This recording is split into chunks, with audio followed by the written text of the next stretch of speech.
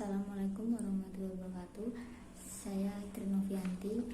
Pada kesempatan ini saya akan menjelaskan sedikit mengenai leverage keuangan atau financial leverage. Buku panduan yang saya gunakan adalah buku Ajar Manajemen Keuangan cetakan revisi ketiga tahun 2019, disusun oleh Dr. Andes Ahmad Sakawi MA dan Mahirun SEMSI dari Fakultas Ekonomi Universitas Pekalongan. Leverage keuangan adalah perusahaan yang dalam operasinya menggunakan sumber dana yang mengakibatkan adanya biaya modal tetap atau bunga hutang. Dalam leverage keuangan ini kita akan membahas mengenai analisis titik impas atau break even point yang disingkat BEP. Ada beberapa penjelasan, yaitu mengenai konsep analisis BEP, yang kedua mengenai menghitung BEP, ketiga target keuntungan atau EBIT, yang keempat target profit margin, yang kelima degree operating leverage atau DOL, dan masih banyak lagi. Nanti ada DFL, DCL, kita akan bahas satu persatu. Yang pertama adalah BEP. Dalam BEP ini artinya adalah jumlah produksi atau penjualan per unit yang dapat menghasilkan laba operasi atau laba usaha atau EBIT sama dengan 0, dan jumlah produksi atau penjualan yang menghasilkan jumlah total pendapatan yang disebut total revenue sama dengan jumlah total biaya atau total cost. Jadi rumusnya BEP sama dengan TR sama dengan TC. Nah, Q atau BEP sama dengan TFC dibagi P min VC, di mana Q adalah jumlah volume penjualan yang menghasilkan BEP, lalu TFC adalah total biaya tetap, P adalah harga per unit produk, VC adalah biaya variabel per unit. Apa sih gunanya BEP? BEP gunanya untuk menentukan jumlah produksi atau penjualan yang dapat menutupi seluruh biaya atau total cost. Nah, yang kedua menghitung target penjualan yang dapat mencapai tingkat EBIT tertentu. Kapan sih BEP ini bisa digunakan? BEP bisa digunakan apabila biaya produksinya dapat digunakan menjadi dua perilaku. Menurut perilakunya menjadi biaya tetap dan biaya variabel. Biaya tetap adalah biaya yang secara total tidak berubah walaupun volume produksinya mengalami perubahan.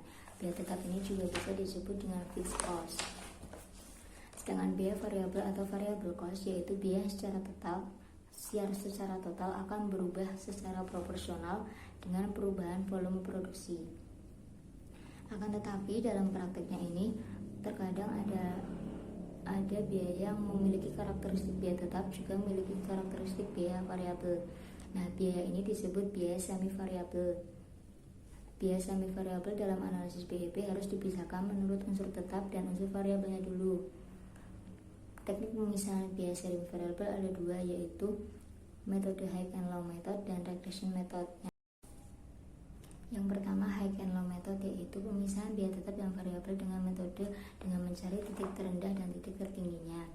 Nah, kan ada tabel volume produksi dan biaya variabel. Dalam volume produksi itu dicari dulu titik tertinggi dan titik terendahnya, lalu dicari selisihnya. Begitu juga dengan biaya produksi, dicari titik tertinggi dan titik terendah lalu dicari selisihnya. Cara menghitung biaya variabel yaitu dengan selisih biaya dibagi dengan selisih volume produksi. Nah, itu dihasilkan biaya variabel per unit.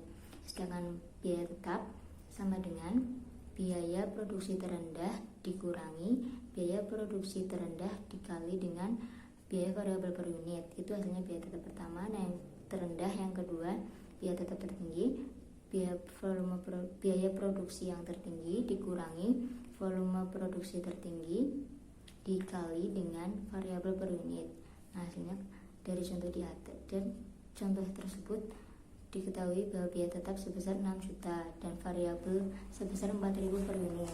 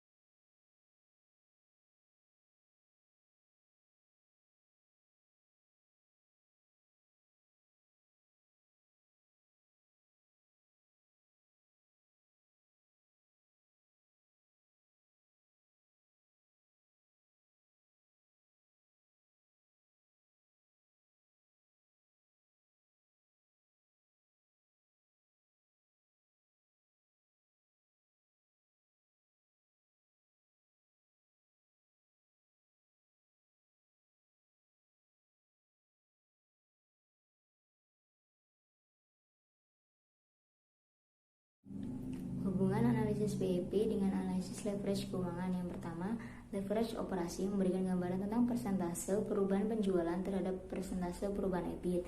Sedangkan leverage keuangan persentase perubahan EBIT terhadap persentase laba per lembar saham atau EPS. Nah, bila hubungan dan pengaruh tersebut digabungkan menjadi pengaruh persentase perubahan penjualan terhadap persentase perubahan laba per lembar saham atau EPS. Tingkat pengaruh gabungan antara leverage operasi dan leverage keuangan diukur dengan menggunakan degree combined leverage atau DCL.